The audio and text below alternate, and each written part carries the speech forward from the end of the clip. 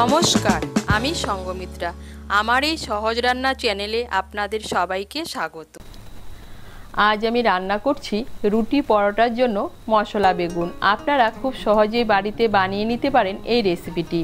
আপনাদের যদি এই রেসিপিটি ভালো লাগে তাহলে লাইক এবং শেয়ার করবেন, আর রেসিপিটি কেমন হয়েছে কমেন্ট করে জানাবেন। আরও নতুন নতুন রেসিপি পাওয়ার জন্য চ্যানেলটিকে অবশ্যই সাবস্ক্রাইব করবেন।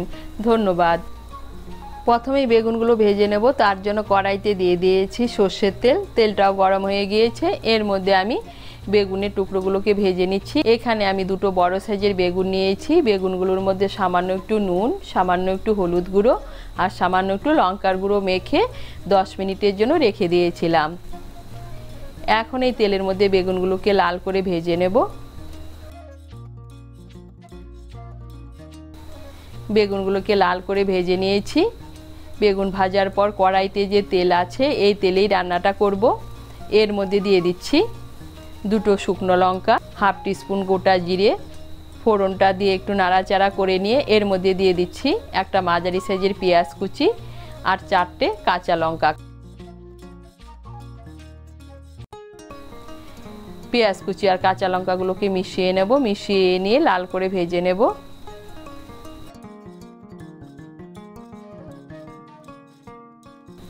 পেঁয়াজ আর কাঁচা লঙ্কাগুলোকে লাল করে ভেজে নিয়েছি। এখন এর মধ্যে দিয়ে দিচ্ছি একটা মাঝারি সাইজের টমেটো কুচি। টমেটো কুচিটাকে মিশিয়ে নেব। মিশিয়ে নিয়ে একটু নাড়াচাড়া করে নেব। টমেটো কুচিটাকে মিশিয়ে নিয়ে একটু নাড়াচাড়া করে নিয়েছি। এখন এর মধ্যে দিয়ে দিচ্ছি হাফ টিস্পুন হলুদ গুঁড়ো, 1 টিস্পুন জিরে গুঁড়ো, 1 টিস্পুন ধনে গুঁড়ো আর 1 টিস্পুন কাশ্মীরি লঙ্কার গুঁড়ো। দিয়ে দিচ্ছি সামান্য একটু জল যেন মশলাগুলো পুড়ে না যায়।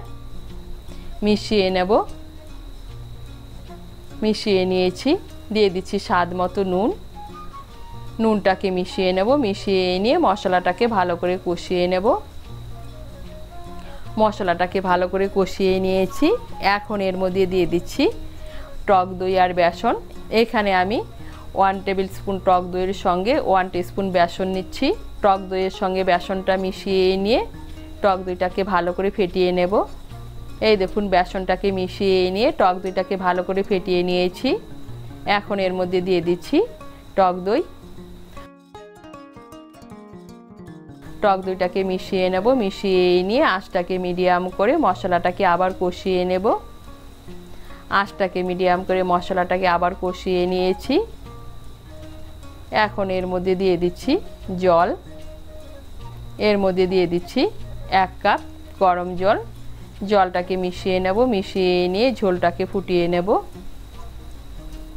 জলটাকে মিশিয়ে নিয়ে ঝোলটাকে ফুটিয়ে নিয়েছি।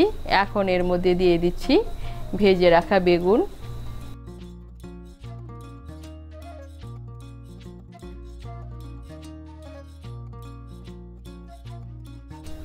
এখন এর মধ্যে দিয়ে দিচ্ছি সামান্য একটু চিনি। চিনিটাকে মিশিয়ে নেব।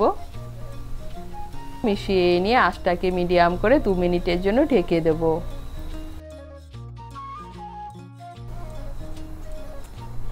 আঁচটা মিডিয়াম করে 2 মিনিটের জন্য ঢেকে দিয়েছিলাম।